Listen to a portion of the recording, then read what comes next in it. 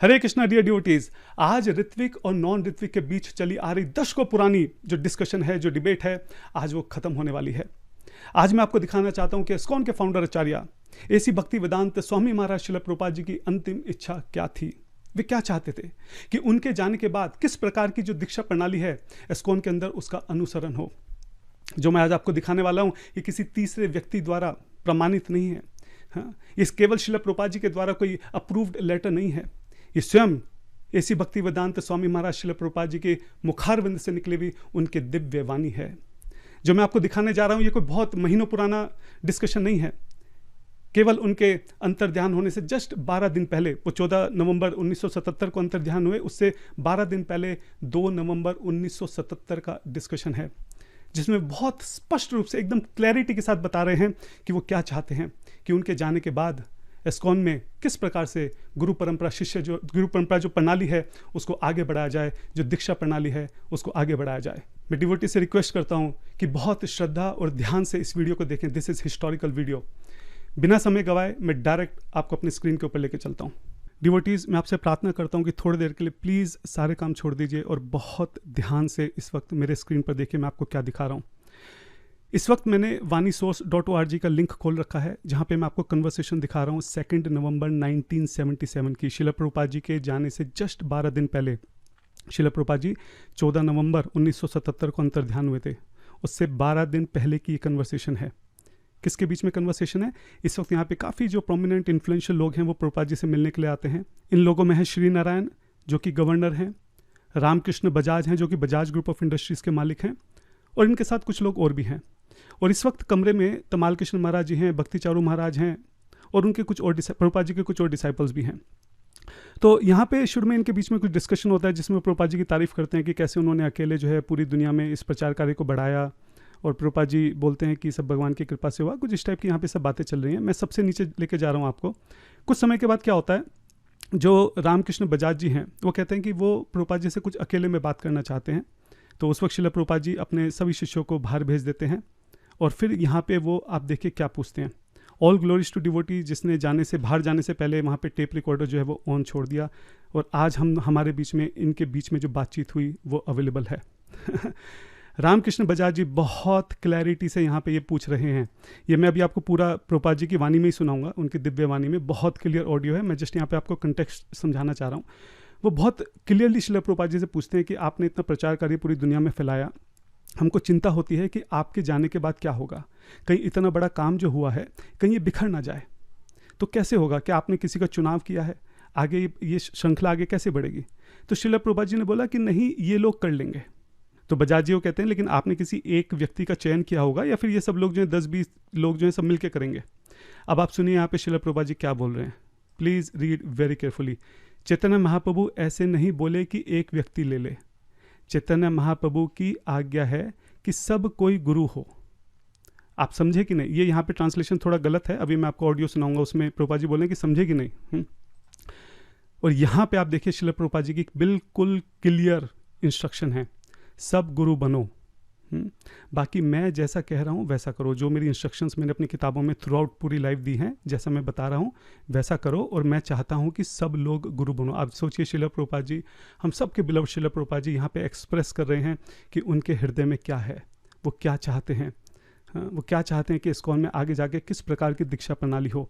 अपने जीवन के बिल्कुल अंतिम समय में भी बहुत क्लैरिटी से वो इस बात को बोल रहे हैं कि मैं चाहता हूँ कि जैसे चैतन्य महाप्रभु ने बोला है कि सब लोग गुरु बने, उसी तरीके से हमारे इस्कॉन के अंदर भी जो भी उनके शिष्य हैं वो सब लोग गुरु बन जाएं। बहुत क्लैरिटी से बात है। फिर यहाँ पे बल्कि जो बजाज जी वो बोलते हैं कि चैतन्य महाप्रभु तो अकेले थे, आप भी अकेले थे। बेसिकली वो स्ट्रेस करना चाह रहे हैं कि आप किसी एक व्यक्ति का चयन कर लें। और प्रभुपाद जी यहाँ पे बार बार बोल रहे हैं कि नहीं, एक व्यक्ति की यहाँ पे बात नहीं है। जो महाप्रभु का ऑर्डर है कि सभी व्यक्तियों को, जो सभी शिष्य हैं, सबको गुरु बनना चाहिए आगे जाकर। जो बात श्रील प्रभुपाद जी थ्रू आउट अपने लेटर्स में, अपने कन्वर्सेशंस में, अपनी बुक्स में बोलते आ रहे हैं कि वो चाहते हैं कि उनके सभी शिष्य जो हैं वो आगे जाकर स्पिरिचुअल मास्टर बने, गुरु बने। अपने जीवन के एकदम अंतिम समय में भी वो सेम उसी बात को यहाँ पे रिपीट कर रहे हैं कि श्रील प्रभुपाद जी चाहते हैं कि सब लोग आगे जाकर गुरु बने। आप सोचिए कि इससे ज़्यादा क्लियर क्या इंस्ट्रक्शन हो सकती है। This is very very clear कि शिला प्रभुपाद जी की क्या इच्छा थी, उनके हृदय में क्या था, वो हम सबसे क्या चाहते थे। अब मैं आपको शिला प्रभुपाद जी की दिव्य वाणी में ये जो डिस्कशन है लास्ट का कुछ मिनट का, ये मैं सुनाना चाहता हूँ। आप समझिए कि कितनी क्लैरिटी है, उनकी तबीयत इतनी ख़राब है, उस वक्त भी एकदम क्लैरिटी से वो बता रहे हैं कि वो क्या चाहते हैं। तो पहले शिला प्रभुपाद जी की ऑडियो सुनते हैं, फिर आगे इसके ऊपर डिस्कशन करते हैं। लेकिन ईश्वर आपको कब बुला ले ये हमको मालूम नहीं, आपको मालूम है कि नहीं पता नहीं, लेकिन हमको चिंता इस बात की है कि इतना बड़ा एक संगठन कायम हुआ है, उसके बारे में यदि आप नहीं रहे तब आपने कुछ सोचा होगा, उसके बारे में हमको कुछ कल्पना नहीं, हमको चिंता होती है कि एक सारी दुनिया के अंदर हिंदुस्तान की फिलॉसफी है, उसके बारे में इतना बड़ा काम हुआ है, वो कहीं बिखर न जाए। इसके लिए हमको कुछ मालूम नहीं है, तो हमको हमारे मन में चिंता हुई, तो हमने कहा हम आपके सामने रखें कि आपने कभी जरूर कुछ सोच के उसकी योजना की होगी, लेकिन क्या पता आपको भगवान कल उठा सकता है भगवान की मूर्ति, तब फिर क्या हो? नहीं, ये न करें, ये करेंगे सर, लेकिन इसमें कोई एक व्यक्ति आपका स्थान ले सकता है क्या, या 5-10-20 लोग मिल के लेंगे? चैतन्य महाप्रभु ऐसे नहीं बोला, ये एक व्यक्ति चैतन्य भक्ति, चैतन्य महाप्रभु कहते हैं तो सबको ही गुरु समझा कि लेकिन चैतन्य महाप्रभु नहीं, हाँ जी, जो सब गुरु बनो, बाकी मैं जैसा कह रहा हूँ ऐसा बनो आप ही नहीं, तब लग जाएगा। क्योंकि चैतन्य महाप्रभु तो अकेले रहे, आप भी अकेले ही हैं। अकेले हमारा शक्ति नहीं है, ऐसा नहीं बताया। तुम लोग आके हमको सहयोग करो, करके सारा दुनिया में सब कुछ है, ये चैतन्य। लेकिन आप जो कर सके वो कौन कर सका? तो आप चेष्टा करें, आप भी कर सकें। तो डियर डिवोटीज, अभी आपने शिला प्रभुपाद जी की दिव्य वाणी में सुना, जिसमें शिला प्रभुपाद जी बहुत स्पष्ट रूप से बता रहे हैं कि उनके जाने के बाद वे क्या चाहते हैं कि इस्कॉन के अंदर किस प्रकार की दीक्षा प्रणाली जो है उसको अपनाया जाए। वो किस प्रकार चाहते हैं कि जो उनके सभी शिष्य हैं वो आगे जाकर गुरु बने। It's over, it's done, there is nothing left to discuss और डिबेट नाउ। हम देख रहे हैं कि शिला प्रभुपाद जी थ्रू आउट अपनी टीचिंग्स, अपनी किताबों के जरिए, room conversation, books, letter, interviews, पूरे जीवन भर शिला प्रभुपाद जी ने जिस बात को बोला है, अपने जीवन के अंतिम समय में भी शिला प्रभुपाद जी उसी बात को दोहरा रहे हैं। जो गुरु साधु शास्त्र जिस बात को हमें बोलते हैं, शिला प्रभुपाद जी अपने जीवन के अंतिम समय में उसी बात को दोहरा रहे हैं। चारों वैष्णव संप्रदाय जिस बात को बोलती हैं, शिला प्रभुपाद जी उसी बात को यहाँ पे दोहरा रहे हैं। चाहे वो शिला प्रभुपाद जी के गॉड ब्रदर्स हों या उनके शिष्य हों, सभी लोगों ने एक स्वर में एक ही बात हमेशा बोली है कि किस प्रकार ये जो परंपरा है ये हमेशा आगे चलती रहती है, और शिला प्रभुपाद जी अंतिम समय में भी उसी बात को यहाँ पर दोहरा रहे हैं। आप लोगों ने जो सुना उसमें किसी भी स्पेकुलेशन के लिए कोई जगह नहीं है, कोई इंटरप्रिटेशन के लिए कोई जगह नहीं है, उसका कोई हिडन मीनिंग नहीं है। यहाँ पे किसी क्लेवर इंग्लिश वर्ड जगलर का जो है इस्तेमाल नहीं किया गया है। एकदम crystal clear and undeniable words में यहाँ पे शिला प्रभुपाद जी ऑर्डर दे रहे हैं, अपनी इच्छा दे रहे हैं कि सब गुरु बने। वो चाहते हैं कि आने वाले समय में जो भी उनके शिष्य हैं वो सब गुरु बने।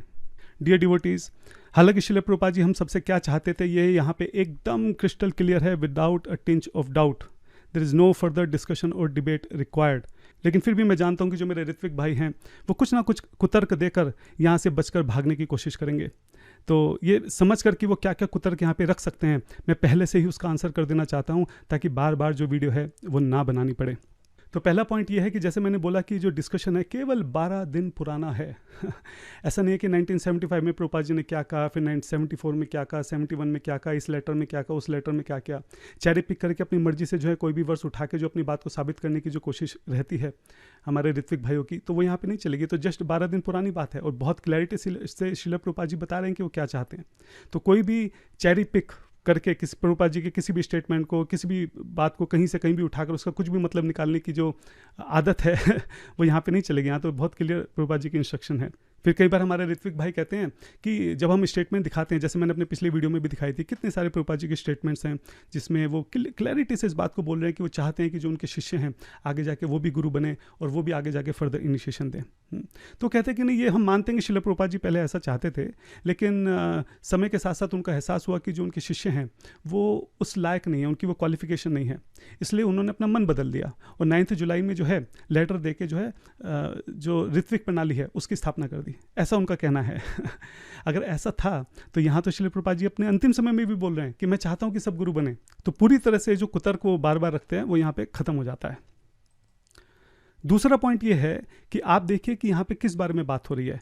रामकृष्ण बजाज जी हैं, वो बहुत क्लैरिटी से इस बात को पूछ रहे हैं कि आपके जाने के बाद, यानी कि यहाँ पे सक्सेसर की बात हो रही है, यहाँ पे गुरु तत्व की बात हो रही है कि अगला गुरु कौन होगा, यहाँ पे इस्कॉन की कंटिन्यूटी की बात हो रही है कि इस्कॉन को जो है आगे कैसे बढ़ाया जाएगा। तो इसमें भी कोई डाउट नहीं है कि किस टॉपिक के ऊपर बात है, टॉपिक एकदम क्रिस्टल क्लियर है यहाँ पे। तीसरा पॉइंट, ये जो गुरु परंपरा की बात यहाँ पर चल रही है, आप सोचिए कि श्रील प्रभुपाद जी जाते जाते भी सेम इंस्ट्रक्शन दे रहे हैं, उनकी इंस्ट्रक्शन बदली नहीं है। इसी डिस्कशन में अगर हम ऊपर जाते हैं तो आप देखेंगे श्रील प्रभुपाद जी 4.2 और 4.3 जो वर्स है, 4.2 एवं परंपरा प्राप्तम और 4.3 सा एवं मया तेध्या, इसके ऊपर डिस्कशन करें और ये मेन वर्स हैं जिसमें इस बारे में बताया गया है कि गुरु परंपरा को आगे कैसे बढ़ाया जाए। और यहाँ पे आप देखिए श्रील प्रभुपाद जी दोबारा से उनकी थिंकिंग बदली नहीं है और बहुत क्लैरिटी से वो इस बात को बोल रहे हैं कि पुरातना ये जो सिस्टम है ये ओल्ड सिस्टम है, पुरातना, नो न्यू सिस्टम। ठीक है, नया सिस्टम हमें नहीं लाने की ज़रूरत है। आजकल के जो लोग हैं वो नए नए सिस्टम लेके आ जाते हैं, इसकी ज़रूरत नहीं है। जो सिस्टम पुराना चला आ रहा है उसी को चलाना है। हाँ, परंपरा से होने से पुरातन होगा, परंपरा में जब हम रहेंगे उसी से पुरातन वो कहलाया जाएगा। कुछ भी नया इंटरप्रेट करने की ज़रूरत नहीं है। तो ऋत्विक फिलॉसफी जैसे नए नए तरीके से इंटरप्रेट हो रहा है कि देयरफॉर का मतलब ये होगा, इस लेटर का मतलब ये होगा, वहाँ का मतलब ये होगा। प्रभुपाद जी कह रहे हैं कुछ करने की जरूरत नहीं है, नो नूतन न्यू, कुछ भी नया लाने की जरूरत नहीं है। पुरातनः, जो पुराने समय से, ओल्ड समय से गुरु परंपरा के शिष्य, जो गुरु परंपरा चली आ रही है, हाँ, उसी को आगे कंटिन्यू करना है। नो न्यू सिस्टम, किसी न्यू सिस्टम की जरूरत नहीं है। और यहाँ पे बोल रहे हैं वो कि लोग जो है नए नए सिस्टम को इंट्रोड्यूस कर देते हैं, वो गलत है।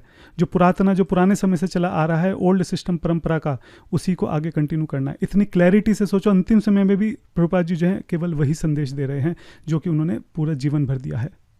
चौथा पॉइंट ये है कि हमारे ऋत्विक भाई कह सकते हैं कि भाई देखो ये तो प्राइवेट डिस्कशन है, ठीक है, ये इंस्ट्रक्शन जो है वो कोई जीबीसी को तो दी नहीं गई है। लेकिन आप ये सोचिए कि प्रभुपाद जी जानते थे कि वो जो बोल रहे हैं वो रिकॉर्ड हो रहा है, और वो जानते हैं कि उनकी सारी रिकॉर्डिंग जो है वो पब्लिश होने वाली हैं। वो जानते थे कि उनकी जो रिकॉर्डिंग है वो आने वाले इस्कॉन की लीगेसी में रखी जाएंगी, मतलब उनकी हर एक बात को, जो भी वो बोल रहे हैं, हर एक शब्द को जो है रिटर्न में पब्लिश किया जाएगा। ठीक है, वो बहुत अच्छे से इस बात को जानते थे।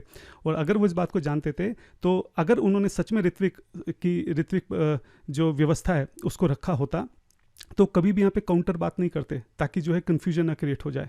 और जैसा कि मैंने अभी बताया, अगर इसके ऊपर जो मैंने अभी आपको डिस्कशन दिखाया, यहाँ पे तो सब लोग थे, यहाँ पे तो श्रील प्रभुपाद जी के डिसाइपल्स भी थे और सभी लोग बैठे हुए थे। और यहाँ पे भी प्रभुपाद जी बोल रहे हैं कि नो नूतन, कुछ नया लाने की जरूरत नहीं है, हाँ, कुछ अपना इंटरप्रिटेशन करने की जरूरत नहीं है। नो न्यू सिस्टम, कोई नया सिस्टम लाने की जरूरत नहीं है। जो पुरातन से चला आ रहा है, जो गुरु परंपरा हमेशा से चलती आ रही है, उसी को आगे बढ़ाने की जरूरत है।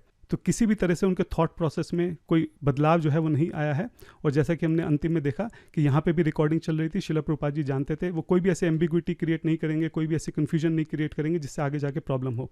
ठीक है, तो इवन दो ये प्राइवेट टॉक है, लेकिन ये आर्ग्यू देना कि क्योंकि ये प्राइवेट टॉक है इसलिए श्री प्रभुपाद जी ने ऐसा बोल दिया, तो ये बहुत बड़ा कुतर्क साबित होगा। पांचवा आर्ग्यूमेंट जो हमारे ऋत्विक भाई हैं वो ये दे सकते हैं कि भाई देखो, यहाँ पे श्री प्रभुपाद जी ने कोई ऑर्डर नहीं दिया, ये तो बस उन्होंने अपनी जो इच्छा है वो यहाँ पे व्यक्त की है, जो उनके मन की बात थी वो उन्होंने बोली है, ये कोई क्लियर ऑर्डर नहीं है। तो अगर उन्होंने ऐसा बोला तो ये बहुत आश्चर्य की बात होगी कि श्रील प्रभुपाद जी की मन की इच्छा को जानते हुए भी हम उसको इग्नोर कर रहे हैं। इट्स डिफिकल्ट टू इमेजिन कि ऐसा वो कैसे बोल सकते हैं। ठीक है, और अगर वो बोल ही दें ऐसा, तो मैं आपको यहाँ पे भागवतम का जो है वर्ष दिखाना चाहता हूँ। उत्तमश्चिंतितम कुर्यात, जो एक पुत्र होता है वो अपने पिता की इच्छा को ही उसकी आज्ञा मानकर जो है वो कार्य करता है। A son who act by anticipating what his father wants him to do is the first class. ठीक है, तो अगर हम श्रील प्रभुपाद जी को अपने पिता स्वरूप में देखते हैं, अपने आप को उनके पुत्र के स्वरूप में देखते हैं, हमें यहाँ पे साफ साफ पता चल रहा है कि उनकी क्या इच्छा है, उसी को उनकी आज्ञा मानकर हमको आगे बढ़ना चाहिए। छठा कुतर्क जो है हमारे ऋत्विक भाई ये दे सकते हैं कि यहाँ पे गुरु वर्ड यूज़ हुआ है। हमको नहीं पता कि यहाँ पे किस टाइप के गुरु वर्ड की बात हो रही है, शिक्षा गुरु की बात हो रही है, दीक्षा गुरु की बात हो रही है। ठीक है, तो आप ये समझिए कि यहाँ पे श्रील प्रभुपाद जी किससे बात कर रहे हैं? एक बाहर के व्यक्ति से बात कर रहे हैं, अपने किसी डिसाइपल से बात नहीं कर रहे हैं। हाँ, ये जो शिक्षा गुरु, दीक्षा गुरु, पदपतक्षक गुरु, ये सब इंटरनल टर्मिनोलॉजीज़ हैं जो प्रभुपाद जी के शिष्य समझते हैं, जो भक्त समझते हैं, लेकिन बाहर के लोगों को नहीं पता है सब। बाहर के लोगों के लिए गुरु का एक ही मतलब होता है कि जो दीक्षा देता है वही गुरु है। तो यहाँ पे क्योंकि वो बाहर के किसी व्यक्ति से बात कर रहे हैं, इसलिए यहाँ पे दीक्षा, शिक्षा या पदपतक्षक या कुछ भी और ऐसे बोलकर अननेसेसरी कन्फ्यूजन क्रिएट करने की जरूरत नहीं थी, और जरूरत थी नहीं कुछ भी बोलने की। गुरु का मतलब ही दीक्षा गुरु है, क्योंकि बाहर वाले उसको दीक्षा गुरु की तरह से ही समझते हैं। और नेक्स्ट पॉइंट ये है कि आप देखिए कि यहाँ पे कितना क्लैरिटी से श्रील प्रभुपाद जी बोल रहे हैं कि चैतन्य महाप्रभु ऐसे नहीं बोले कि एक व्यक्ति ले ले। एक व्यक्ति की बात तो देखो, सबसे पहली बात चैतन्य महाप्रभु का रेफरेंस दिया श्रील प्रभुपाद जी ने। चैतन्य महाप्रभु के रेफरेंस के ऊपर वो अपनी बात बोल रहे हैं कि जैसा चैतन्य महाप्रभु चाहते थे मैं भी वैसा ही करूंगा, मैं भी वैसे ही आगे बढ़ूंगा, मैं भी वैसी आज्ञा दूंगा। तो चैतन्य महाप्रभु के टाइम में ऋत्विक की तो कोई बात थी नहीं, तो ऋत्विक तो हट ही गया यहाँ से, मतलब ऋत्विक तो आउट ऑफ क्वेश्चन हो गया, उसके ऊपर तो डिस्कशन डिबेट कुछ है ही नहीं। मतलब ठीक है, अगर क्वेश्चन भी यहाँ पे उठता है तो वो केवल शिक्षा और दीक्षा गुरु के बीच में उठ सकता है। लेकिन ऋत्विकवाद जो है, ऋत्विक गुरु जो है, इस तरह के वर्ड जो है कंप्लीटली यहाँ पे रूल आउट हो जाते हैं, एक्सक्लूड हो जाते हैं। यहाँ पे बात ही करने की जरूरत नहीं है उसको, सिर्फ शिक्षा और दीक्षा गुरु को लेकर हम यहाँ पे बात कर रहे हैं। और वो भी बहुत क्लैरिटी से यहाँ पे प्रभुपाद जी बोल रहे हैं कि चैतन्य महाप्रभु ऐसे नहीं बोले कि एक व्यक्ति ले ले। एक व्यक्ति को तो, एक व्यक्ति के लिए तो कभी शिक्षा गुरु के कंटेक्स्ट में बात हो ही नहीं सकती। शिक्षा गुरु तो कोई भी बन सकता है। जो व्यक्ति अभी 2-3 महीने पहले जुड़ा है वो भी शिक्षा गुरु बन सकता है। शिक्षा तो कोई भी किसी को दे सकता है, उसमें कहने सुनने की जरूरत नहीं है। चैतन्य महाप्रभु की आज्ञा है कि सब कोई गुरु हो। तो सब कोई गुरु जो हैं वो तो ऑब्वियस सी बात है कि दीक्षा गुरु के बारे में बात हो रही है, शिक्षा गुरु तो है ही सब कोई गुरु, उसमें कहने और सुनने की तो जरूरत ही नहीं है। और जो श्रील प्रभुपाद जी यहाँ पे वर्स जो कोट कर रहे हैं, हाँ, यारे देखा तारे कहा कृष्णा उपदेश, अमार आज्ञा गुरु हना तारा ऐ देश। ये जो वर्स श्रील प्रभुपाद जी बेसिकली यहाँ पे कोट कर रहे हैं, यहाँ पे आप देखिए कि गुरु का मतलब यहाँ पे श्रील प्रभुपाद जी ने साफ साफ स्पिरिचुअल मास्टर लिखा हुआ है। ठीक है, यहाँ पे अगर शिक्षा की बात होती तो यहाँ पे श्रील प्रभुपाद जी इंस्ट्रक्टिंग मास्टर लिखते हैं, लेकिन स्पिरिचुअल मास्टर लिखे। साफ साफ यहाँ पे दीक्षा गुरु के बारे में बात हो रही है। तो ये चीज़ बहुत क्लियर है कि यहाँ पे केवल और केवल दीक्षा गुरु के बारे में ही बात हो रही है। और आप ये भी देखें कि यहाँ पे साफ साफ वो पूछ रहे हैं कि आपका सक्सेसर कौन होगा।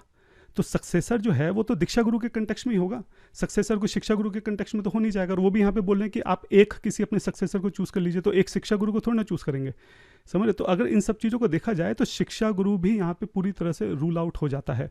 फिर हो सकता है हमारे ऋत्विक भाई बोलें कि नहीं नहीं, आप आगे देखो ना क्या लिखा है, भाई मैं जैसा कह रहा हूँ वैसा करो। तो श्रील प्रभुपाद जी ने तो जो है ऋत्विक के लिए बोला है, तो यहाँ पे ऋत्विक करने के लिए बोल रहे हैं। लेकिन एक ही लाइन में दो मतलब कैसे हो सकते हैं? जब श्रील प्रभुपाद जी यहाँ पे साफ साफ दीक्षा गुरु के बारे में बात कर रहे हैं, तो दीक्षा गुरु के बारे में बात करते, आधी बात दीक्षा गुरु के बारे में और आधी यहाँ पे 4-5 वर्ड जो है वो ऋत्विक के बारे में बोल देंगे। और ऋत्विक तो यहाँ पे वर्ड कहीं पे मेंशन भी नहीं किया है। श्रील प्रभुपाद जी बहुत क्लैरिटी से यहाँ पे बोल सकते थे, they will initiate only on my behalf for ever. मैंने जो है कुछ ऋत्विक आचार्यों का चयन किया है और मेरे बिहाफ पे वो हमेशा मेरे लिए आगे दीक्षा देते रहेंगे, बोल सकते थे, लेकिन नहीं बोला। ऋत्विक का तो यहाँ कुछ एक शब्द भी यहाँ पे किसी तरह से ऋत्विक के बारे में नहीं आया। फिर हो सकता है हमारे ऋत्विक भाई ये कुतर्क करें कि क्योंकि वो बाहर के व्यक्ति थे, गेस्ट थे, श्रील प्रभुपाद नहीं चाहते थे कि उनको वो ऐसा बताएं कि भाई जैसे उनके शिष्य जो हैं वो अभी रेडी नहीं हैं, क्वालिफाइड नहीं हैं, तो बाहर के व्यक्ति को सारी बात नहीं बोलना चाहते थे।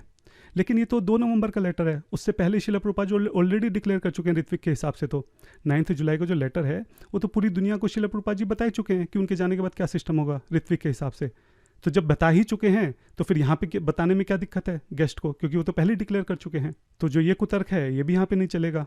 तो जो भी कुतर्क जो है हमारे ऋत्विक भाई मुझे लगता था दे सकते हैं, वो मैंने सब यहाँ पे क्लैरिफाई कर दिए। कुछ नया कुतर्क लेके आएंगे तो उसको भी आगे क्लैरिफाई कर देंगे। लेकिन यहाँ पे इसके बाद अब कोई किसी तरह का डाउट, किसी तरह का क्वेश्चन, किसी तरह का डिस्कशन, डिबेट, किसी चीज़ की जरूरत नहीं है। एकदम क्रिस्टल क्लैरिटी से श्रील प्रभुपाद जी ने यहाँ पे जो अपनी डिज़ायर है वो हमारे सामने रख दी है कि उनके अंतर्ध्यान होने के बाद वो क्या चाहते हैं कि किस तरीके से दीक्षा प्रणाली आगे बढ़े। और जैसा कि मैंने बोला इसी डिस्कशन में ऊपर भी श्रील प्रभुपाद जी बार बार एक ही बात कर रहे हैं कि कोई नए सिस्टम की जरूरत नहीं है। जो लोग हैं वो नया सिस्टम इंट्रोड्यूस कर देते हैं, वो गलत है। हमको जो पुरातन है वही चाहिए, नो नूतन, किसी नई चीज़ की जरूरत नहीं है। तो ऋत्विक जैसे किसी भी नई चीज़ की जरूरत नहीं है। श्रील प्रभुपाद जी यहाँ पे भी बहुत क्लैरिटी से अभी अपने सभी डिसाइपल्स के साथ, अपने सभी गेस्ट के सामने जो है इस बात को बोल रहे हैं। और मैं आपको गारंटी से बात बोल रहा हूँ, हम जानते हैं कि अगस्त से नवंबर के बीच में कई सारी टेप्स जो हैं वो मिसिंग हो गई हैं। श्रील प्रभुपाद जी बार बार बोल रहे थे कि मैं ऑर्डर दूंगा कि तब तुम गुरु बनना, और वो ऑर्डर उन्होंने पक्के से दिया होगा, लेकिन समहाउ वो जो टेप है वो मिसिंग हो गई है। लेकिन एनीवे जो चीज़ हमारे पास नहीं है उसके ऊपर हम अपना एविडेंस या अपनी बात नहीं रख सकते हैं। जो है उसी में हम अपनी बात को सिद्ध करने का प्रयास कर रहे हैं। और यहाँ पे तो खैर सिद्ध करने के लिए कुछ बचा ही नहीं है, ये तो एकदम क्रिस्टल क्लियर शिला प्रभुपाद जी ने क्लैरिटी से एकदम बता ही दिया कि वो क्या चाहते हैं।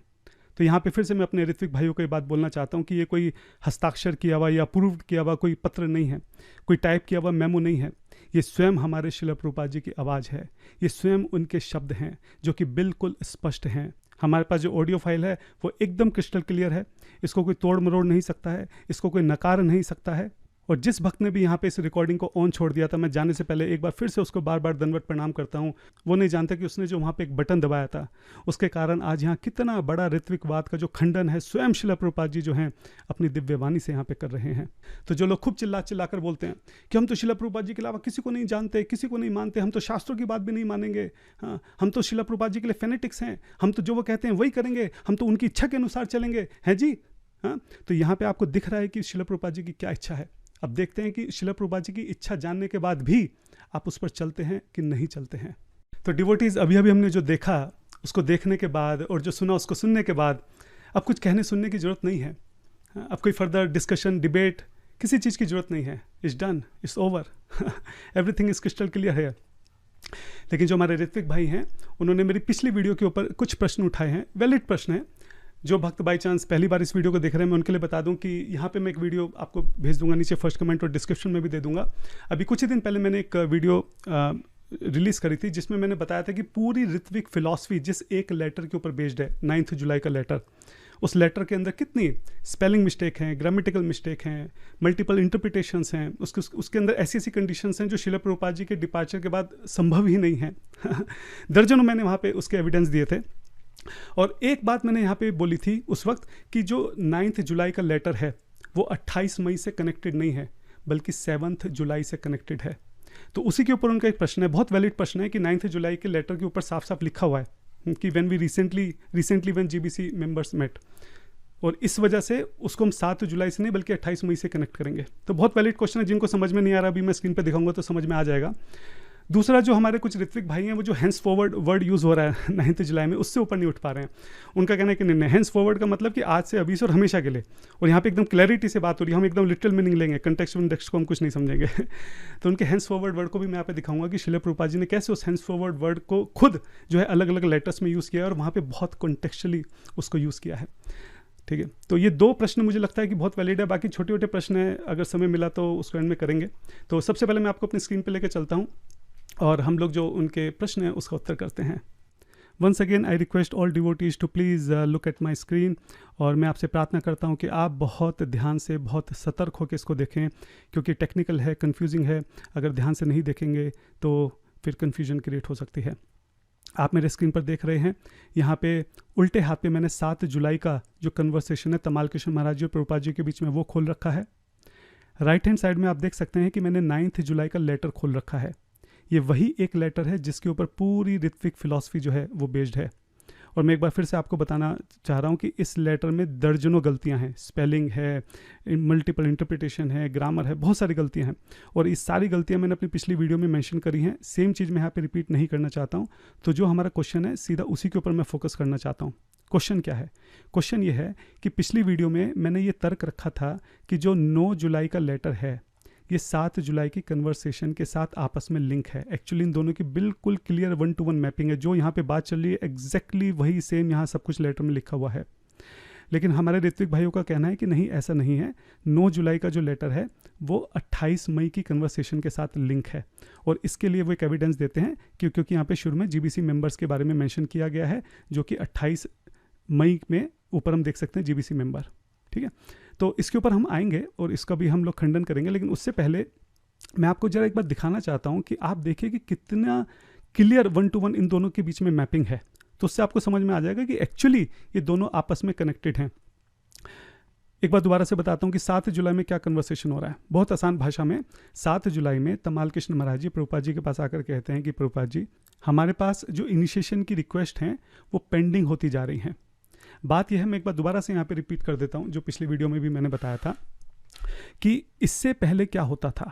इससे पहले जो भी इनिशिएशन की रिक्वेस्ट हैं वो शिला प्रभुपाद जी को भेजी जाती थी। शिला प्रभुपाद जी जो भी व्यक्ति है उसका नया नाम निर्धारित करते थे, और फिर जो लोकल टेम्पल हैं जिन्होंने रिक्वेस्ट भेजी है इनिशिएशन के लिए, वही उस नए व्यक्ति के लिए यज्ञ कर देते थे, उसको माला दे देते थे, है ना। और शिला प्रभुपाद जी द्वारा जो नया नाम दिया गया वो उसको दे देते थे, फाइनली बता देते थे ऐसा कर दिया, और प्रभुपाद जी की डायरी में उनका नाम ऐड हो जाता था।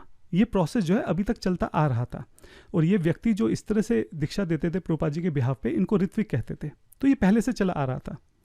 अभी बात ये हो रही है कि शिला प्रभुपाद जी के डिसाइपल्स को ऐसा लगता है कि शिला प्रभुपाद जी की तबीयत ऑलरेडी बहुत ख़राब है, और जब वो नए शिष्यों को अपनाते हैं तो उनके कर्म जो हैं वो अपने ऊपर ले लेते हैं, तो उनकी तबीयत और ख़राब ना हो जाए। इसलिए तमाल कृष्ण महाराज जी ने फिलहाल जो उनके पास रिक्वेस्ट आ रही थी उनको अपने पास ही रखा, शिला प्रभुपाद जी तक नहीं जाने दिया, है ना। ये सारी बात यहाँ पे तमाल कृष्ण महाराज जी बता रहे हैं, आप रोक के इसको पढ़ सकते हैं। लेकिन अब वो जो रिक्वेस्ट हैं तमाल कृष्ण महाराज जी के पास, वो धीरे धीरे इकट्ठी होती जा रही हैं, धीरे धीरे बहुत सारी हो गई हैं। तमाल कृष्ण महाराज को समझ नहीं आ रहा कि करना क्या है, ऐसे तो इकट्ठी होती चली जाएंगी आगे। तो अपनी इस प्रॉब्लम को लेकर वो प्रभुपाद जी के पास जाते हैं, और सेम प्रॉब्लम वो यहाँ पे रखते हैं कि क्या करना है। अब प्रभुपाद जी इस कन्वर्सेशन में क्या करते हैं, वो बताते हैं कि मैं यहाँ पे कुछ जो मेरे डिसाइपल्स हैं उनकी नियुक्ति कर रहा हूँ, ठीक है। आप उन डिसाइपल्स को ऋत्विक की तरह बोलिए कि वो ऋत्विक की तरह एक्ट करेंगे, और मेरे बिहाफ पे इनिशिएशन दे देंगे, और सब कुछ वही कर देंगे, यज्ञ भी वही कर देंगे, माला भी वही कर देंगे, नाम भी वही दे देंगे।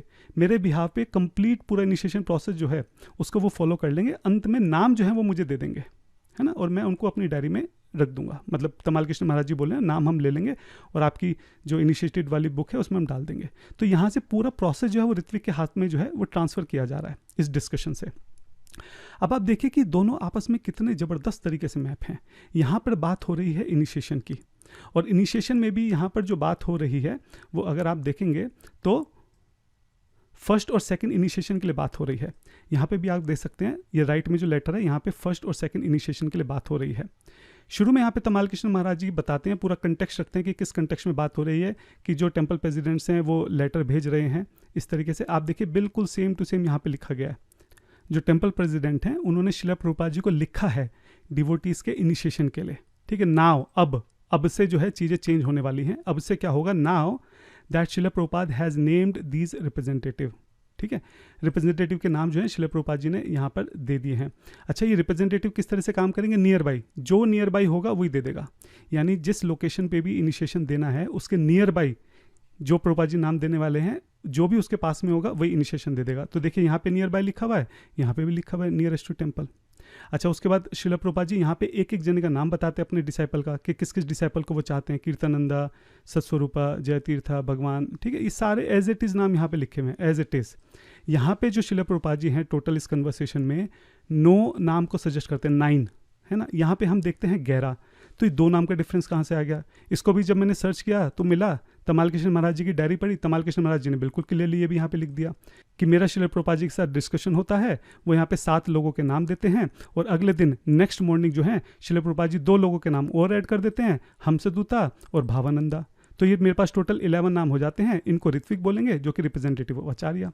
अब आप सोचिए कितना जो तमाल कृष्ण महाराज जी हैं जो शिला प्रभुपाद जी से डिस्कस कर रहे हैं, वो खुद इस बात को बोल रहे हैं कि मेरा तमाल कृष्ण महाराज जी से मेरा शिला प्रभुपाद जी से डिस्कशन हुआ कि इनिशिएशन कैसे देने हैं। उन्होंने ये 9 नाम जो है सजेस्ट करे, अगले दिन 2 और कर दिए, तो टोटल 11 हो गए, और मेरा ये 11 जो है ऋत्विक रिप्रेजेंटेटिव बन गए। वो सेम चीज़ यहाँ पे आप देख सकते हैं। यहाँ पे अगर आप गिन लो बैठ के, लिंक तो आपके पास है, टोटल यहाँ पे 9 नाम हैं, 2 नाम अगले दिन उन्होंने दिए होंगे, तो टोटली 11 नाम यहाँ पे आ गए जो इस लेटर में लिखे हुए हैं। दीक्षा देने के बाद क्या करना है वो भी यहाँ पे बहुत क्लैरिटी से बता दिया कि दीक्षा देने के बाद जो नाम है वो फाइनल शिला प्रभुपाद जी को दे देना है, और जो उनकी इनिशिएटेड वाली बुक है उसमें उसका नाम एंटर हो जाएगा। वही सेम चीज़ यहाँ पे लिख दी कि दीक्षा देने के बाद जो नाम है वो रिप्रेजेंटेटिव जो नाम है वो शिला प्रभुपाद जी को भेज दें, वो जो उनकी इनिशिएटेड वाली डिसाइपल की बुक है उसमें एंटर हो जाएगा। आप अगर इसको खोल के देखेंगे ना, ये दोनों की 1-to-1 मैपिंग है। मतलब एग्जैक्टली जो बात यहाँ पे बोली गई है 7 जुलाई को, जिस बारे में डिस्कशन चल रहा है, जो नाम बोले गए हैं, नियर बाई है, मुझे नाम वापस कर दो मैं बुक में सेंड कर दूंगा, हर एक चीज़ एग्जैक्टली वर्ड बाय वर्ड यहाँ पे आप 9 जुलाई के लेटर में देख सकते हैं। इसलिए मैं आपको बोल रहा हूँ कि ये दोनों जो है 7 जुलाई की कन्वर्सेशन और 9 जुलाई का लेटर, ये आपस में कनेक्टेड हैं। और जैसा कि मैंने आपको दिखाया, तमाल किशन महाराज जी की बुक है, तमाल किशन महाराज जी डायरी, ये मेरे पास वर्ड फॉर्मेट में है, बट इसका भी लिंक मैं नीचे डाल दूंगा, आप इसको खोल के पढ़ सकते हैं। तमाल किशन महाराज जी स्वयं इस बात को बोल रहे हैं कि आज सुबह मेरी शिला प्रभुपाद जी से बात हुई, उन्होंने 9 नाम दिए, और नेक्स्ट दिन मेरी बात हुई तो शिला प्रभुपाद जी ने 2 नाम और दे दिए, ये 11 नाम हो गए, और इनको ऋत्विक रिप्रेजेंटेटिव बोल रहे हैं, क्लियरली बोल रहे हैं कि नेक्स्ट मॉर्निंग, दिस मॉर्निंग मतलब 7 तारीख, फिर नेक्स्ट मॉर्निंग बात हुई मतलब 8 तारीख, और उसके अगले दिन जो है ये 11 लेटर के साथ, 11 डिवोटीज के साथ लेटर रिलीज हो गया। उसमें क्या कन्फ्यूजन है? 7 जुलाई, 8 जुलाई और 9 जुलाई को लेटर है, बिल्कुल क्लियर है। तो जिसने शिला प्रभुपाद जी के साथ डिस्कशन किया यहाँ पे, तमाल किशन महाराज, और तमाल किशन महाराज ने ही ये लेटर लिखा है अपनी किताब में भी, वो क्लियरली बोल रहे हैं कि 7 तारीख को मेरा डिस्कशन हुआ, और उसके बाद 8 तारीख को 2 नाम और मिले, और 9 तारीख को मैंने लेटर लिख दिया। तो ये मतलब बियॉन्ड डाउट है कि ये दोनों जो हैं आपस में कनेक्टेड हैं। और क्योंकि यहाँ पे 7 जुलाई को एक टेम्परेरी प्रॉब्लम के बारे में बात हो रही है, उसका एक टेम्परेरी सोल्यूशन जो है ये 9 जुलाई का लेटर है। ये कोई इटर्नल लेटर नहीं है, ये कोई ऐसा लेटर नहीं है जिसके बल के ऊपर शिला प्रभुपाद जी जो है पूरी फिलॉसफी को चेंज करने वाले हैं, जो ये लोग क्लेम करते हैं। अब प्रश्न यहाँ पे उठता है, उनका प्रश्न ये है कि यहाँ पे साफ साफ लिखा हुआ है कि recently when all the GBC members were with the divine grace in Vrindavan Srila, ठीक है। तो ये कह रहे हैं कि यहाँ पे लिखा तो हुआ है कि जीबीसी मेंबर्स जब सारे मिलकर शिला प्रभुपाद जी से मिले वृंदावन में, ठीक है, लेकिन ये जो रूम कन्वर्सेशन है ये तो सिर्फ तमाल किशन महाराज जी की है, तो इसमें सारे जीबीसी मेंबर तो है ही नहीं, सारे जीबीसी मेंबर तो यहाँ पर हैं, ये जो 28 मई का कन्वर्सेशन है, इसलिए ये जो लेटर है ये 28 मई के साथ कनेक्टेड है, ये पॉइंट है उनका। तो ऋत्विक भाइयों ने जो आर्ग्यूमेंट दिया ना, इससे बात समझ में आ रही है कि शायद वो ये ठीक से नहीं समझ पा रहे हैं कि ये जो हेडिंग यहाँ पे रखी गई है ये कैसे रखी गई है, ये हेडिंग यहाँ पे आई कैसे। तो जब वृंदावन में या कहीं पे भी जब जहाँ पे भी शिला प्रभुपाद जी थे, जो भी उनकी रिकॉर्डिंग्स होती थी वो लॉस एंजलिस भेजी जाती थी। लॉस एंजलिस जो था वो हेडक्वार्टर था, और वहाँ पे जब डिवोटीज़ हैं धीरे धीरे उसका जो है ट्रांसक्रिप्शन करते थे, और ये कई हफ्तों से, महीनों से, सालों तक में जाके हुआ है, ठीक है। तो अब जो डिवोटीज ट्रांसक्रिप्शन कर रहे हैं उनको नहीं पता कि इस दिन यहाँ पे जो डिस्कशन हुआ उसमें कौन था या कौन नहीं था। अगर ये जो डिस्कशन है ये पढ़ने के बाद उनको कुछ समझ में आता है तो वो उसकी हेडिंग डाल देते हैं, और अगर पढ़ने के बाद समझ में नहीं आता है तो सिंपल रूम कन्वर्सेशन या फिर ऐसा कुछ डाल देते हैं। जैसे कि अगर हम बाकी देखें ट्रांसक्रिप्ट, ठीक है, तो किसी एक पर्टिकुलर इंसान के साथ डिस्कशन हो रहा है, इसका नाम है तो यहाँ पे डाल दिया रूम कन्वर्सेशन विद एलाइस, ठीक है। कहीं नहीं समझ में आ रहा है तो ऐसे जनरल डाल दिया रूम कन्वर्सेशन, ठीक है। जहाँ समझ में आ रहा है वहाँ डाल दिया, जहाँ समझ में नहीं आ रहा है उसको जनरिक छोड़ दिया। तो अगर आप ये देखें जो 7 जुलाई का कन्वर्सेशन है ये तमाल किशन महाराज जी और प्रभुपाद जी के बीच में हो रहा है फिलहाल यहाँ पे, ये कोई पूरी टेप नहीं है। अगर आप देखें जो इसकी पहली लाइन है इससे पहले भी डिस्कशन हुआ है, ये जो हमारे पास रिकॉर्डिंग है पूरी नहीं है। Everything was probably in their books, ये कुछ बात चल रही है यहाँ पे, तो पिछली रिकॉर्डिंग नहीं है। इसी तरह अगर हम अंत में आ जाएं यहाँ पे, okay shall I send the kirtana party Srila Prabhupada, यहाँ पे प्रश्न पूछ रहे हैं, आगे की रिकॉर्डिंग है नहीं कि शिला प्रभुपाद जी ने क्या कहा। तो जिसने इसका ट्रांसक्रिप्शन करा है उसको नहीं पता कि यहाँ पे कौन है, जीबीसी के मेंबर्स हैं, क्या है। उसके पास ये सिर्फ थोड़ी सी 10 मिनट की रिकॉर्डिंग है जिसमें तमाल किशन महाराज जी और प्रभुपाद जी बात कर रहे हैं, इसलिए वो यहाँ पे लिख नहीं सकता है कि जीबीसी की रिकॉर्डिंग है क्या है। उसने सिंपल लिख दिया कि रूम कन्वर्सेशन, जिस डिवोटी ने भी ये ट्रांसक्राइब करा होगा। लेकिन हम इस बात को रूल आउट नहीं कर सकते कि इस डिस्कशन में तमाल किशन महाराज जी के अलावा और भी जीबीसी के मेंबर्स रहे होंगे। दूसरी बात, उस वक्त जो जीबीसी के मेंबर्स थे वो वृंदावन में थे, और ऐसा नहीं है कि सिर्फ उनकी एक ही मीटिंग हुई शिला प्रभुपाद जी के साथ। अगर आप ये कन्वर्सेशन खोल के पढ़ेंगे जुलाई के अराउंड की, ठीक है, मई जून जुलाई, ये जो 3 महीने की आप कन्वर्सेशन खोल के पढ़ेंगे या फिर उसके बाद की भी, तो आप देखेंगे कि अलग अलग जीबीसी के मेंबर्स जो हैं वो अलग अलग बार शिला प्रभुपाद जी से मिले हैं। कई बार सब मिल के मिले हैं, कई बार उसमें से कुछ मिले, कई बार 2-3 मिले, 5-7 मिले, कई बार कोई एक ही मिला, इस टाइप से कन्वर्सेशंस हैं। थर्ड पॉइंट मैं ये बोलना चाह रहा हूँ कि आप देखिए यहाँ पे जो है रिसेंटली वर्ड का यूज़ हुआ है। रिसेंटली का मतलब अभी, नज़दीक में। और जो कन्वर्सेशन आप बोल रहे हो 28 मई की, 28 मई और 9 जुलाई में तो लगभग 1.5 महीने का डिफरेंस है। ऐसा कैसे हो सकता है कि प्रभुपाद जी यहाँ पे कुछ चाह रहे हैं और 1.5 महीने तक उसके ऊपर एक्शन ही नहीं हुआ है। और यहाँ पे अगर आप देखें तो 7 जुलाई को प्रभुपाद जी से कुछ बात हो रही है, प्रभुपाद जी ने कुछ ऑर्डर दिया है, इमीडिएट उसके बाद जो है यहाँ पे उसका इम्प्लीमेंटेशन हो गया, इसलिए यहाँ पे वर्ड लिखे गया रिसेंटली में जब जीबीसी मेंबर्स मिले थे। तो इस कन्वर्सेशन में भी जीबीसी मेंबर्स रहे होंगे, लेकिन क्योंकि हमारे पास ये पूरी कन्वर्सेशन नहीं है इसलिए उस बात को हम लोग पूरी तरह से साबित नहीं कर सकते, लेकिन उसको रूल आउट भी नहीं कर सकते। बहुत हाई प्रोबेबिलिटी है कि यहाँ पे भी जीबीसी मेंबर्स रहे होंगे। तो अगर हम रिसेंटली वर्ड को भी देखें तो इस चीज़ की हाई प्रोबेबिलिटी है कि जो रिसेंटली डिस्कशन हुआ है इससे रिलेटेड 7 जुलाई को, ये उसको पॉइंट आउट कर रहा है, ना कि भी 1.5 महीने पुराने डिस्कशन को। नेक्स्ट आर्गूमेंट मेरा ये है कि चलो अगर एक बार को मान लिया जाए कि जो 9 जुलाई का लेटर है वो 28 मई से कनेक्टेड है, ठीक है, मैं आपकी बात मान लेता हूँ। अब मेरा प्रश्न यहाँ पे ये उठता है, तो फिर 7 जुलाई का जो डिस्कशन है इसका क्या हुआ, इसका रिजल्ट कहाँ है, इसका एक्शन क्या हुआ? यहाँ पे एक डिस्कशन हो रहा है कि शिला प्रभुपाद जी निशन नहीं दे पा रहे हैं और इस तरह से चयन होगा इन लोगों का, ये जो है ऋत्विक की तरह जो बिहेव करेंगे, जो भी करेंगे, क्या हुआ इसका फॉलोअप एक्शन कहाँ है? आगे के किसी भी कन्वर्सेशन में हमें इसका कुछ फॉलोअप एक्शन दिखता ही नहीं है सिवाय इसके 9 जुलाई लेटर के। तो अगर ये नहीं है तो फिर इसका कहाँ है, हमें वो बताना पड़ेगा। इसी तरह सेम आर्ग्यूमेंट यहाँ पे ये भी आता है कि अगर मान लो 28 मई का कन्वर्सेशन जो है 9 जुलाई के साथ कनेक्टेड है, तो फिर ये जो यहाँ पे डिटेल्स हैं कि ये जो 11 नाम दिए गए हैं कि नियर बाई, ठीक है, यहाँ पे नियरेस्ट टू द टेम्पल, नाम जो है वापस भेज देना प्रभुपाद जी की बुक में एंटर करने के लिए, पास्ट में टेम्पल प्रेसिडेंट्स ने लिखे, ये सब डिस्कशन कहाँ हुआ है?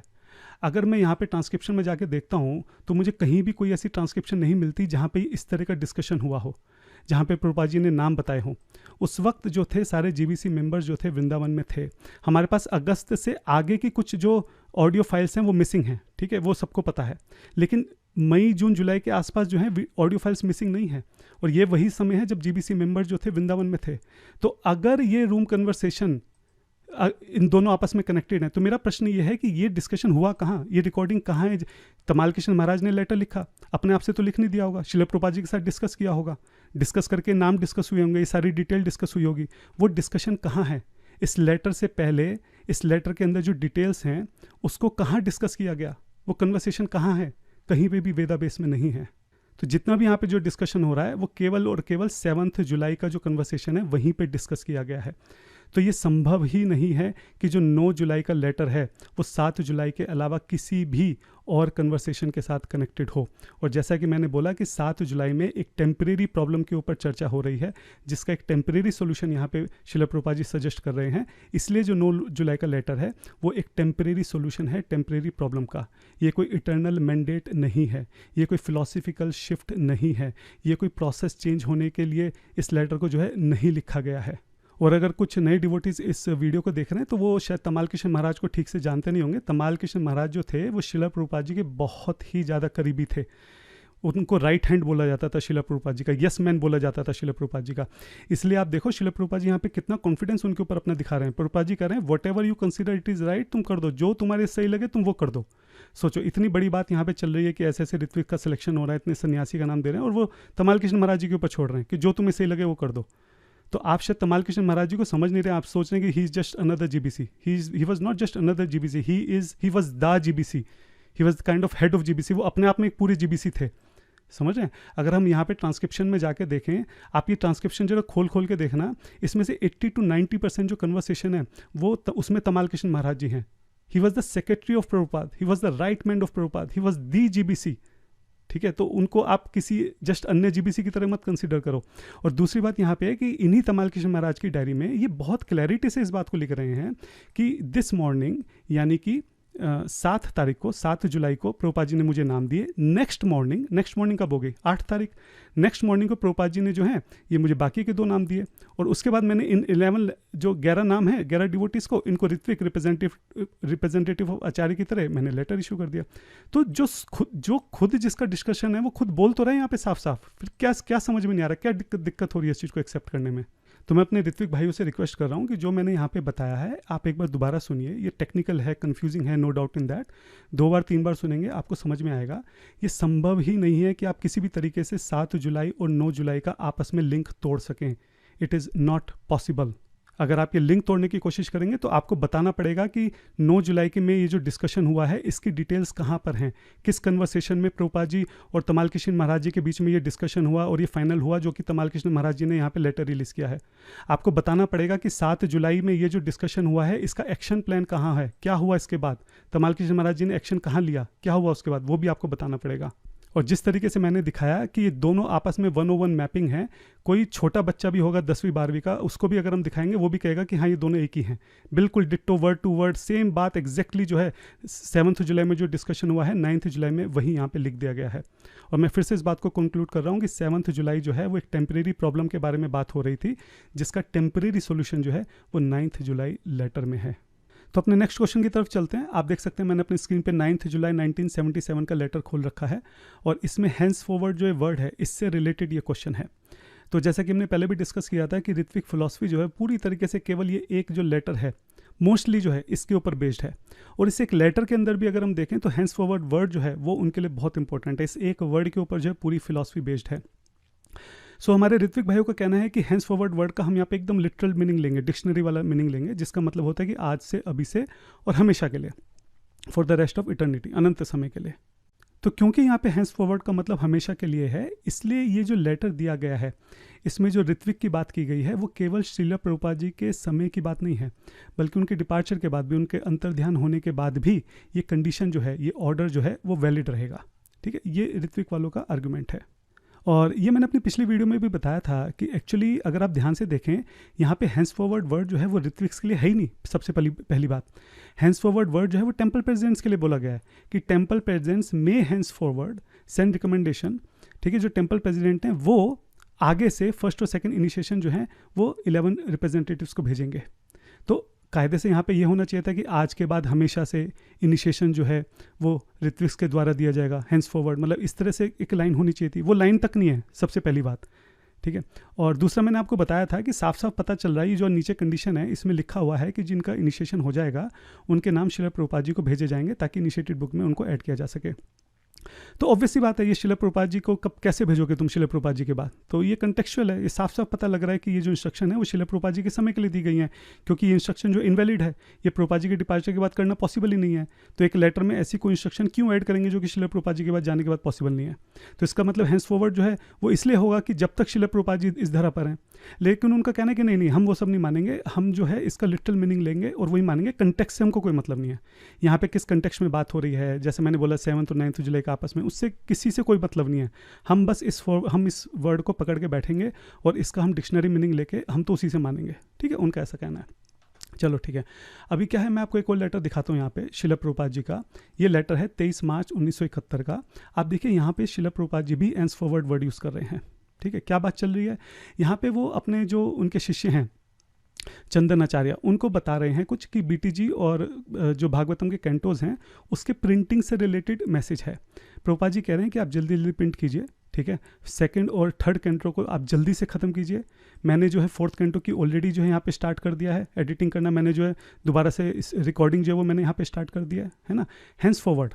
इसलिए अब आप क्या करिए, मैं आपको अब यहाँ ध्यान से पढ़िए एक लाइन, ये आप, henceforward I shall be supplying material for all cantos and you must do the rest, editing, layout, printing etc.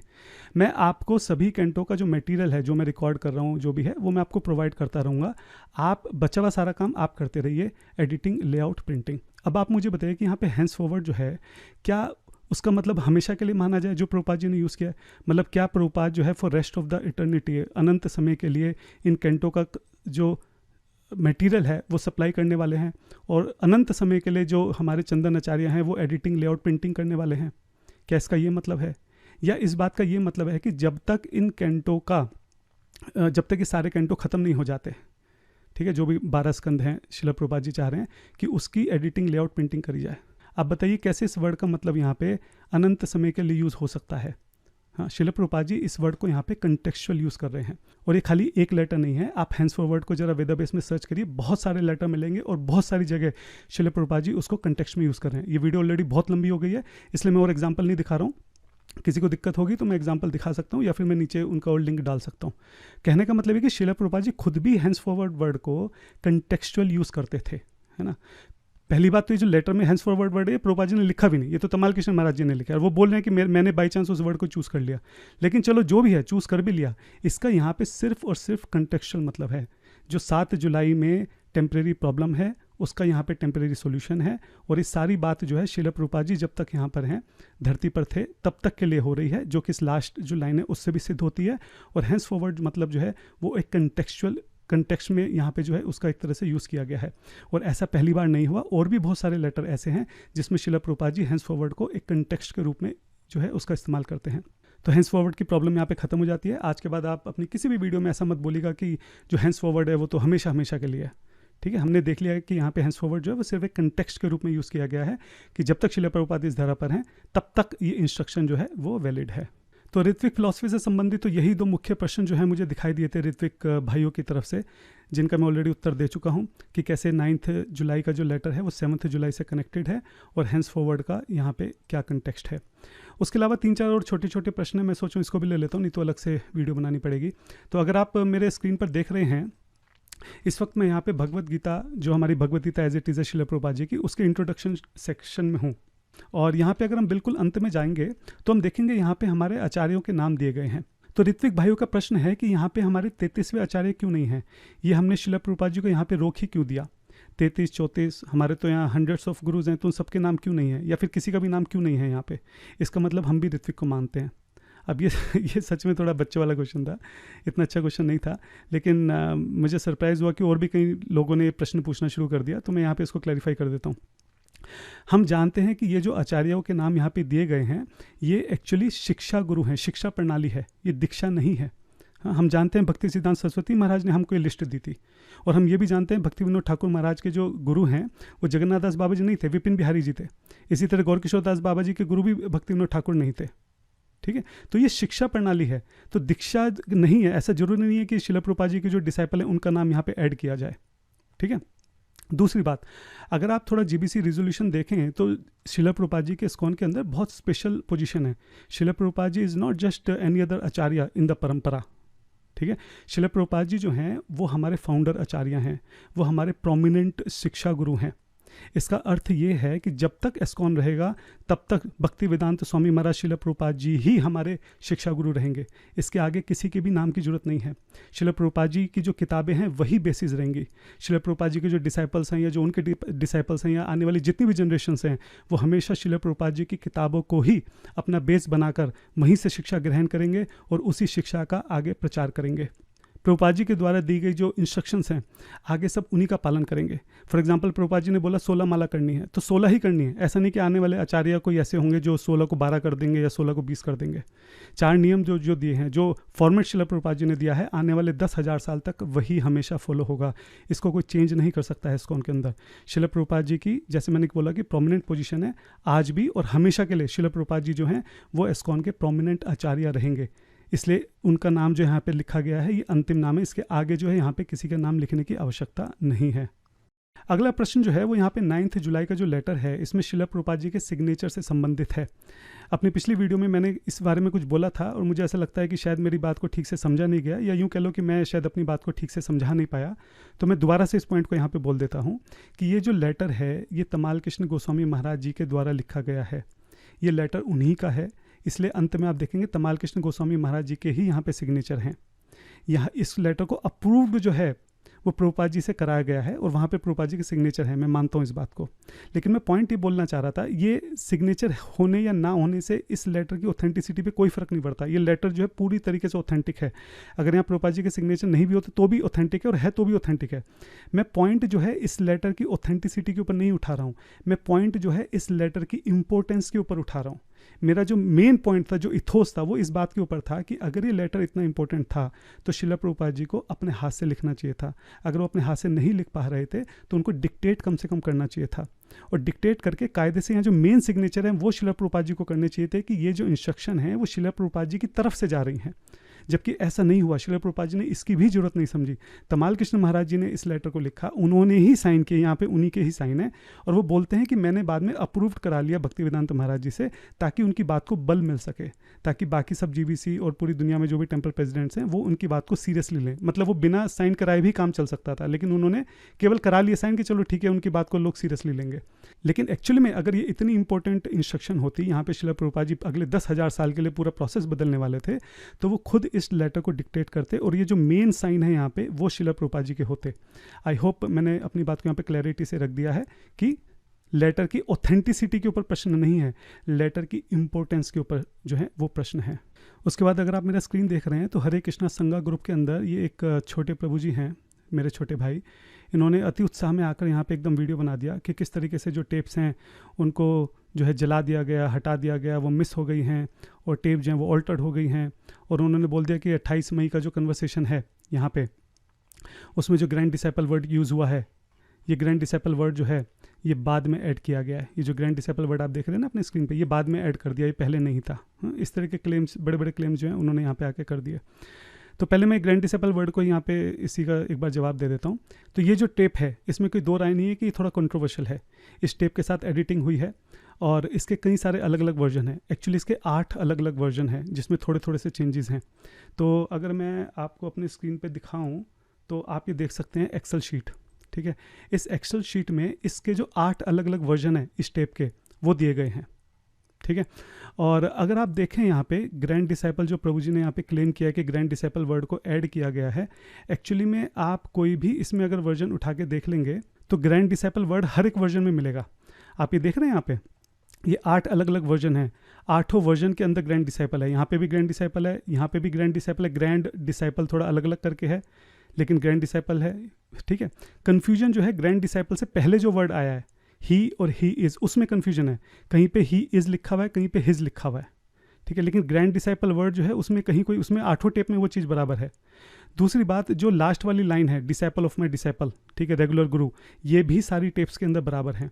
जो इस लाइन का जो लास्ट वर्ड है दैट्स इट, ठीक है, इसमें थोड़ा कहीं छेड़खानी दिखती है, कहीं जगह दैट्स इट है, कहीं पे जस्ट सी है, इस टाइप से करके है। लेकिन जो मेन लाइन है that's it, sorry that's all, he becomes disciple of my disciple, ये जो 8 वर्जन है इस टेप के 8 के अंदर बराबर है। तो हमारा जो मेन आर्ग्यूमेंट है कि श्रील प्रभुपाद जी ने जो वर्ड यूज़ किया है disciple of my disciple, grand disciple, चाहे आप इस टेप का कोई भी वर्जन उठा के देख लो, वो सबके अंदर यहाँ पे दिया हुआ है। अब बात करते हैं मिसिंग टेप्स के बारे में।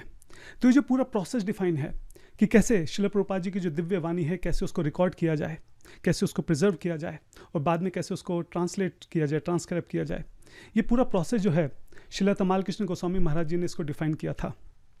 तो होता ये था कि जो रिकॉर्डिंग होती थी, महाराज जी प्रयास करते थे कि श्रील प्रभुपाद जब भी कुछ बोलें तो वो रिकॉर्ड हो, और इन रिकॉर्डेड जो कैसेट्स हैं, इन कैसेट्स को यहाँ से जो है लॉस एंजलिस भेजा जाता था। और लॉस एंजलिस में जो है फिर वहाँ पे धीरे धीरे आने वाले कुछ हफ्तों में, महीनों में, सालों में धीरे धीरे उसको जो है फिर ट्रांसक्राइब किया गया था। तो श्रील प्रभुपाद जी की लास्ट की जो कुछ टेप्स हैं, अगस्त, सितंबर, अक्टूबर, नवंबर, ये जो लास्ट की 3-4 महीनों की जो टेप्स हैं, इसमें कुछ टेप्स मिसिंग हैं। और उसका कारण ये है कि जब इन टेप्स को जो है लॉस एंजलिस भेजा गया, उसके बाद जो श्रील प्रभुपाद जी हैं वो डिसअपेयर हो गए।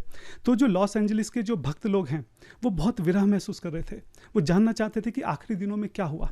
आज के समय की तरह तो नहीं था उस वक्त कि कैमरे लगे हुए हैं, यूट्यूब चैनल है, रिकॉर्डिंग हो रही है, देख रहे हैं, या फोटो, मोबाइल, कुछ भी नहीं था उस वक्त।